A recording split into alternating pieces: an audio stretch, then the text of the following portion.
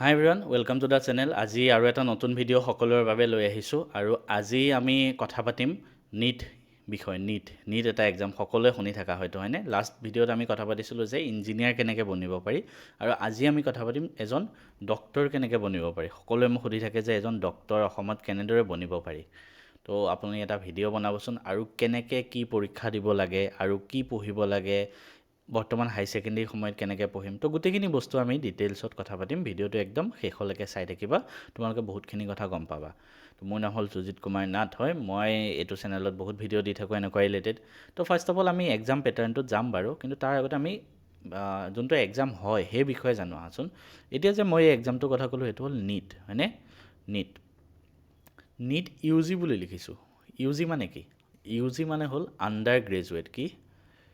Under graduate. অৰ্থাৎ তুমি হাই secondary pass কৰাৰ পিছত ক্লাছ 12 মানে, ঠিক আছে, হাই ছেকেণ্ডেৰী দিয়া মানে ফাইনেল ইয়াৰত বা পাছ কৰাৰ পিছত তুমি যিটো এক্সাম দিবা, ঠিক আছে, যিটো এক্সাম দি পেলাই তুমি মেডিকেল ফিল্ডত যাবা, that is called U G, NEET U G, ঠিক আছে। তেনেহ'লে নিট ইউ জি কি লিখিছে? আৰু কি থাকে নিট? আৰু এটা বস্তু থাকে, সেইটো হ'ল নিট পি জি। আৰু এটা এক্সাম থাকে নিট পি জি। সেইটো এতিয়া তোমালোকৰ বাবে নহয়, সেইটো নিট পি জি মানে পষ্ট গ্ৰেজুৱেট, মানে আণ্ডাৰ গ্ৰেজুৱেট পাছ কৰিলা, তাৰপিছত পি জি কৰিব লাগে। কিবা এটা ফিল্ডত যদি তুমি স্পেচিয়েলিষ্ট হ'ব বিচাৰা মেডিকেল ছাইডত, মানে ডক্টৰৰ, দেন তুমি MBBS কৰিব লাগিব।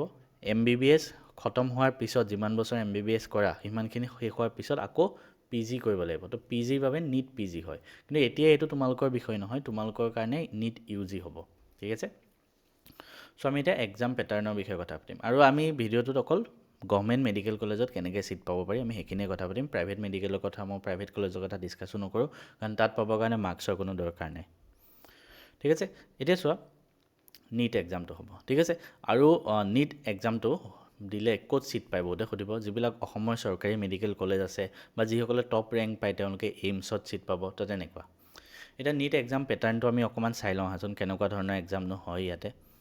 আমি যদি চাওঁ, pen and paper mode paper, ঠিক আছে, তাৰপিছত ডিউৰেশ্যন 3 ঘণ্টা সময় হয়, ঠিক আছে। 3 ঘণ্টা সময়ত কিমান মাৰ্কছৰ পেপাৰ হয়? 720 মাৰ্কছ। ভাবা, এতিয়া তোমালোকৰ 3 ঘণ্টাত কিমান সময়, 3 ঘণ্টাত তোমালোকৰ কিমান মাৰ্কছৰ পেপাৰ হয় মেট্ৰিকত? 100 নম্বৰ, হয়নে? ইয়াত 3 ঘণ্টাত 720 নম্বৰ। ভাবা, তো টোটেল কেইটা প্ৰশ্ন আহে? 180টা প্ৰশ্ন আহে, ঠিক আছে। তো টোটেল প্ৰশ্ন 180টা আহে, আৰু এটাত 4 নম্বৰকৈ থাকে, টোটেল 720 নম্বৰ। ইয়াতে নিগেটিভো থাকে, মনত ৰাখিবা। ইনকাৰেক্ট এনচাৰ -1, অৰ্থাৎ তুমি যিমান ভুল হ'ব সিমান -1কৈ যাব। অৰ্থাৎ তুমি ধৰা এটা শুদ্ধ কৰিলা, +4 নম্বৰ হ'ল, পিছৰ কুৱেশ্যনটো যদি ভুলকৈ টিক কৰি আহা, আন্তাজত মাৰি দিয়া, -1 হ'ব, 3 হ'ব, ঠিক আছে। ডেট ইজ কল্ড নিগেটিভ, ঠিক আছে। এতিয়া ক'ৰ পৰা কিমান আহে? ফিজিক্সৰ পৰা 45টা কুৱেশ্যন, কেমেষ্ট্ৰিৰ পৰা 45, আৰু বায়'লজিৰ পৰা অকলে 90 কুৱেশ্যন আহে। তাৰমানে নিটত কি কি আহে? ফিজিক্স, কেমেষ্ট্ৰি আৰু বায়'লজি, এইকেইটা। আৰু এটা কথা বহুতে সুধিব, নিট কি কি ভাষাত দিব পাৰি? নিটটো ইংলিছতো আহে, অসমীয়াতো পেপাৰখন দিব পাৰি। নিট আছামিজতো দিব পাৰি, কিন্তু কোনেও আছামিজত মই দেখাত আজিলৈকে কোনেও পোৱা নাই, আৰু পাবলৈ বহুত বেছি টান। কিয়? ফাৰ্ষ্ট অফ অল তুমি ৰিচ'ৰ্চ নাপাবা ক'তো। অসমীয়াত নিট পঢ়িবৰ কাৰণে কিতাপৰ পৰা আদি কৰি ভিডিঅ' লেকচাৰ্ছ ক'তো নোপোৱা। কোচিং ইনষ্টিটিউটত যাবা, তাতো ইংলিছতে পঢ়াব। আৰু নিটটো ধৰা পাছ কৰিও গ'লা, পিছত যেতিয়া মেডিকেলত যাবা তুমি ইংলিছতে পঢ়িব লাগিব চব, অসমীয়াত তোমাক কোনেও নপঢ়ায়। তো ডেটছ ৱাই মই সদায় কওঁ হাই ছেকেণ্ডেৰীত ইংলিছ মিডিয়াম ল'বা। এতিয়া চোৱা, কেনেকুৱা প্ৰশ্ন আহে মই অলৰেডি ক'লোঁ। 45টা ফিজিক্সৰ, 45টা কেমেষ্ট্ৰি, আৰু বায়'লজিৰ মানে বুটেনি এটা আছে, বুটেনি এটা পাৰ্ট, জুলজি এটা পাৰ্ট। তো বুটেনিৰ পৰা 45, জুলজিৰ পৰা 45, ঠিক আছে। চবৰ পৰা 45কৈ মানে, তো আল্টিমেটলি 180 কুৱেশ্যনছ, 720 মাৰ্কছৰ। এতিয়া কি কি কিতাপ পঢ়িব লাগে আমি সেইখিনিলৈ আহোঁ, ঠিক আছে। তো ফাৰ্ষ্ট অফ অল তুমি নিট এক্সামটো দিবলৈ যোৱাৰ আগতে এক্সামটোত কেনেকুৱা ধৰণৰ প্ৰশ্ন আহে সেইখিনিতো আমি জানিব লাগিব। তো যিকোনো এটা এক্সাম প্ৰিপেয়াৰ কৰাৰ আগতে ফাৰ্ষ্ট অফ অল তুমি PYQ বা তাত কেনেকুৱা ধৰণৰ পেটাৰ্ণৰ কুৱেশ্যন আহে সেইখিনি জানিব লাগিব। তুমি যদি ভাবিছা যে মই কিতাপ কেইখনমান কিনি লওঁ নিটৰ প্ৰিভিয়াছ ইয়েৰ কুৱেশ্যনৰ, তুমি যিকোনো ব্ৰেণ্ডৰ নিটৰ প্ৰিভিয়াছ ইয়েৰ কুৱেশ্যন বুক কিনিব পাৰা। মই ইয়াত লগাই দিছোঁ ফিজিক্সৱালা ব্ৰেণ্ডৰ 37 NEET U G. Chapter wise, topic wise question থাকে। ফিজিক্স হ'ল, কেমেষ্ট্ৰি হ'ল, আৰু বায়'লজি, এইকেইটাই আহে। তো প্ৰত্যেকটো চেপ্টাৰৰ পৰাই কুৱেশ্যন দিয়া আছে। আৰু এটা কথা মনত ৰাখিবা, নিটত প্ৰিভিয়াছ ইয়েৰ কুৱেশ্যন ৰিপিটো হয়। তো ফাৰ্ষ্ট অফ অল তুমি পেটাৰ্ণটো গম পালা, কেনেকুৱা প্ৰশ্ন আহে। তাৰপিছত ছেকেণ্ড তুমি কি গম পাবা যে কেতিয়াবা হয়তো তোমাৰ লাক ভাল থাকিলে কুৱেশ্যন ৰিপিট হৈ যাব পাৰে ঠিক আছে তো তুমি এইকেইখন ল'বা নেক্সট যদি এইকেইখন ল'ব নোৱাৰা দেন মই আছোঁ মই অলৰেডি JEE বাবেও আছে আমাক নিটৰ বাবেও আছে DPP প্ৰত্যেকটো চেপ্টাৰৰ পৰাই 11 হওক 12 হওক physics chemistry maths biology physics chemistry biology গোটেই তিনিটা ছাবজেক্টৰ প্ৰত্যেকটো টপিকৰ কুৱেশ্যন দিছোঁ ইয়াতে ঠিক আছে তো তোমালোকে যদি এইকেইখন ল'ব নোৱাৰা তেনেহ'লে 499 ৰুপিজ জাষ্ট 499 এইকেইখন ল'লে পইচা বেছি হৈ যায় এইটো ল'লে হ'ল ক'ত পাবা এই ভিডিঅ'টো যদি ইউটিউবত চাই আছা ডেছক্ৰিপশ্যনত চাবা ডেছক্ৰিপশ্যনত লিংকটো দিয়া থাকিব নহ'লে আমাৰ এপ আছে মেথছ এণ্ড ফিজিক্স এপ সেই এপটো ডাউনলোড কৰি ল'বা তাতে গৈ চাৰ্চ কৰিবা ওপৰত চাৰ্চ বাটন আহিব এপটোত যোৱাৰ পিছত নিট বুলি চাৰ্চ কৰিবা আহি যাব এতিয়া আমি এইখন ল'লোঁ আমি গম পাম কেনেকুৱা ধৰণৰ প্ৰশ্ন আহে বা আমি প্ৰেক্টিছ কৰিম এতিয়া আমি বুজিব লাগিব বস্তুখিনি বুজিলেহে প্ৰেক্টিছ কৰিব পাৰিম তো বুজিবৰ বাবে ফাৰ্ষ্ট সদায় আমি কি প্ৰায়ৰিটি দিম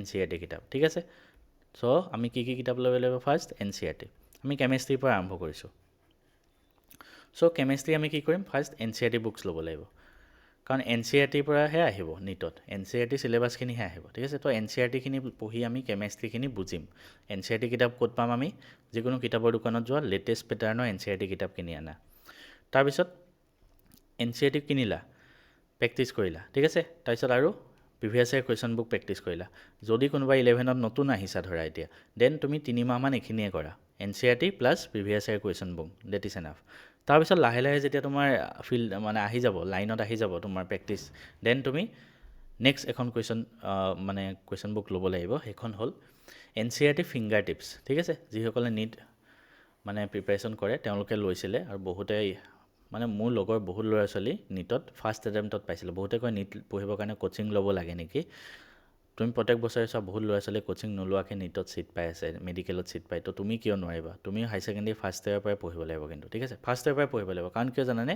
ফাৰ্ষ্ট ইয়েৰৰ 50% ছেকেণ্ড ইয়েৰৰ অলমষ্ট 50% দুইটাৰ পৰা সমানে আহে তো গোটেইখিনি ভালকৈ পঢ়িব লাগিব ফাৰ্ষ্ট ইয়েৰত আমাৰ বেছি চান্স থাকে পঢ়াৰ ঠিক আছে তো আমি কেমেষ্ট্ৰিৰ কথা ক'লোঁ NCERT ফিংগাৰ টিপছ এই কিতাপখন ল'বা ডেছক্ৰিপশ্যনত মই লিংকটো দি থৈ দিম তাৰ পৰা কিনি ল'লে হ'ল গোটেইকেইখন কিতাপৰ ডেছক্ৰিপশ্যনৰ লিংক দি দিম তো NCERT ফিংগাৰ টিপছত তোমাৰ ধুনীয়াকৈ ইম্পৰ্টেণ্ট টপিকছবিলাক নোটছৰ আকাৰে আছে বা প্ৰেক্টিছ কুৱেশ্যনছ আছে তো এইখিনি চালে হ'ল এইখিনিলৈকে তোমাৰ চিলেবাছ ধৰা নিটৰ কাৰণে 75% মান কমপ্লিট হৈ যাব তাৰ উপৰি আৰু অলপমান টান চাব বিচাৰিব বহুতে যে আৰু অলপমান আমি প্ৰেক্টিছ কৰিব বিচাৰোঁ ঠিক আছে দেন তুমি কি ল'ব লাগিব অকণমান হাৰ্ড লেভেল বুক এই হাৰ্ড লেভেল বুকখিনি অলপমান প্ৰেক্টিছ হৈ যোৱাৰ পিছত ল'বা তো কি ল'বা ফিজিকেল কেমেষ্ট্ৰিৰ বাবে নৰেন্দ্ৰ আৱাস্ত্ৰীৰ কিতাপ বালাজী পাব্লিকেশ্যন অৰ্গেনিক কেমেষ্ট্ৰিৰ বাবে MH চৌহানৰ কিতাপ বালাজী পাব্লিকেশ্যনৰ ঠিক আছে এটা কথা মনত ৰাখিবা মই JEEত কৈছিলোঁ এইকেইখনে কিতাপ কিন্তু তাত ফৰ JEE আছিলে ইয়াত ফৰ নিট এইটো খেলি মেলি নকৰিবা ফিজিকেল কেমেষ্ট্ৰি কিতাপ যেতিয়া কিনিবা ফৰ নিট লিখা থাকিব সেইখন কিনিবা চিমিলাৰলি অৰ্গেনিক কেমেষ্ট্ৰি কিতাপ কিনিবা নিট লিখা থাকিব কিতাপকেইখন ক'ত পাবা ধুনীয়াকৈ ডেছক্ৰিপশ্যনৰ লিংকটো দি থৈ দিম তাত গৈ ক্লিক কৰি কিনি ল'লে হ'ল ঠিক আছে ফিজিকেল কেমেষ্ট্ৰি অৰ্গেনিক কেমেষ্ট্ৰি আৰু এটা থাকে ইনঅৰ্গেনিক কেমেষ্ট্ৰি ইনঅৰ্গেনিক কেমেষ্ট্ৰিৰ বাবে NCERT কিতাপৰ সেই চেপ্টাৰকেইটা পঢ়িলে হ'ল এক্সট্ৰাকৈ একো নালাগে ঠিক আছে তো এইখিনি হ'ল কেমেষ্ট্ৰিৰ কাৰণে কিতাপ নেক্সট যদি মই কওঁ বায়'লজিত আকৌ আমি কি কৰিব লাগিব NCERT কিতাপ কিনিব লাগিব NCERTৰ পৰা আমি বুজিব লাগিব বস্তুখিনি তো NCERT কিতাপ তাৰপিছত প্ৰিভিয়াছ ইয়াৰ কুৱেশ্যনৰ পৰা আমি কুৱেশ্যনখিনি চালোঁ আৰু NCERT ফিংগাৰ টিপছ যেনেকৈ মই আগৰটোতো কৈছিলোঁ তো NCERT ফিংগাৰ টিপছ বায়'লজিখন কিনি ল'বা তাৰপিছত বায়'লজি আৰু অলপ বেছিকৈ ইনডেপ্থ যদি পঢ়িব বিচাৰা ধৰা এইখিনিলৈকে তোমাৰ 75% হৈ যাব আৰু অলপ বেছিকৈ যদি পঢ়িব বিচাৰা দেন প্ৰদীপছৰ বায়'লজি ৰেফাৰেঞ্চ বুক এখন কিনি ল'ব পাৰা তাত আৰু অলপ ইনডেপ্থ কুৱেশ্যন কিছুমান থাকিব বা ইনডেপ্থ টপিক আৰু এক্সট্ৰা টপিক থাকিব হৈ গ'ল নেক্সট ফিজিক্সটো বহুত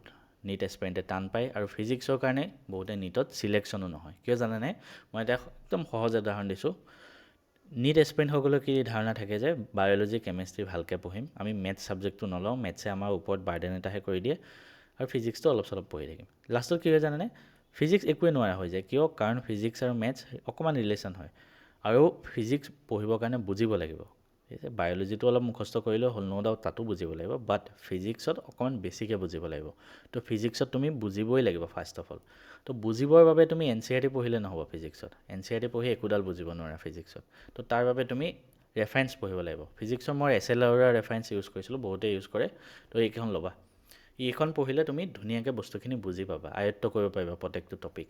কিতাপখনৰ লিংক মই ডেছক্ৰিপশ্যনত দি থৈ দিম, তাত ক্লিক কৰি ডাইৰেক্ট কিনি ল'বা। বুজিব হ'ল। তাৰপিছত বুজাৰ পিছত আমি কি কৰোঁ, NCERT ফিংগাৰ টিপছ কিনো, এইখনৰ পৰা কুৱেশ্যন প্ৰেক্টিছ কৰিম, আৰু আমাৰ PYQখিনি থাকিবই, সেইকেইখনৰ পৰা কৰিম। তাৰপিছত ফিজিক্সৰ বাবে তুমি যদি আৰু কিবা পঢ়িব বিচাৰা নীটত, দেন এইখন কিনিব পাৰা, অবজেক্টিভ ফিজিক্স।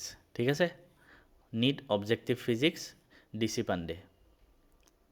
মই ডেছক্ৰিপশ্যনত লিংকটো দি থৈ দিম বাৰু। এইখন অলপ এডভান্স লেভেল, মানে এইখিনিলৈকে তোমাৰ 75% কমপ্লিট হ'ল। এইখন অলপ এডভান্স লেভেল, কি হ'ব, নীট অবজেক্টিভ ফিজিক্স। তো এইখন কিনিব পাৰা। ঠিক আছে, তো গোটেইকেইখন কিতাপৰ লিংক ডেছক্ৰিপশ্যনত দি থ'ম, বা আমাৰ কৰ্চটো ল'ব বিচাৰিলেও দি থ'ম। কিবা যদি জানিব লাগে আৰু মোক কমেণ্ট কৰিবা, মই তোমালোকক ভিডিঅ' আকাৰে প্ৰস্তুত কৰি দিম। ভিডিঅ'টো শেষলৈকে চোৱাৰ বাবে বহুত বহুত ধন্যবাদ।